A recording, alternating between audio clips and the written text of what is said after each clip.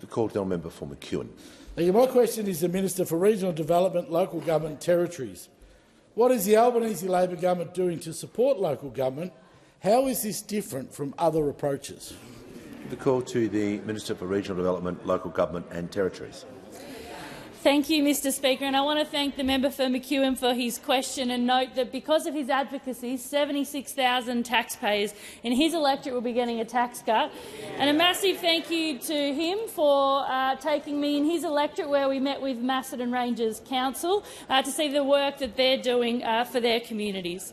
Mr Speaker, Labor's new tax cuts have benefited every working Australian, from local government workers in our biggest cities to those who work in the most remote parts of Australia. There are 546 councils across our country. They employ almost 200,000 people across 400 different occupations, local governments that support communities in every part of our nation. And this week, nearly 1,200 delegates from the local government sector have descended upon Canberra for their National General Assembly. And tomorrow, over 800 of those delegates will hear from government ministers at the Australian Council of Local Governments. This week I'll be meeting with close to 39 local councils who have told me about some of the challenges facing their communities. And from this week, people across regional Australia have seen an increase in their pay packets, because on this side of the House we believe that people should earn more and keep more of what they earn.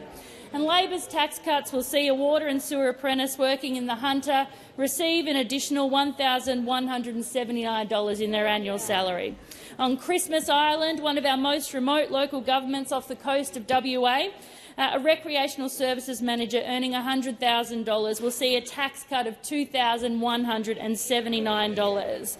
Is the message from those opposite that they do not support hard-working council officers earning more and keeping more of what they earn? Because on this side of the House we value what they do. We acknowledge their vital contribution to our communities and we thank them for it.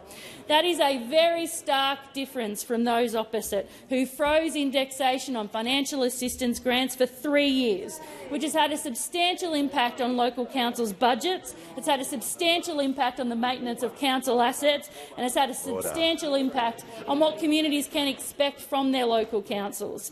Labor's new plan is delivering tax cuts for every Australian. It's helping local councils put more money in the pockets of their workers. That's how you deliver real cost of living relief, not a risky, expensive nuclear reactor plan.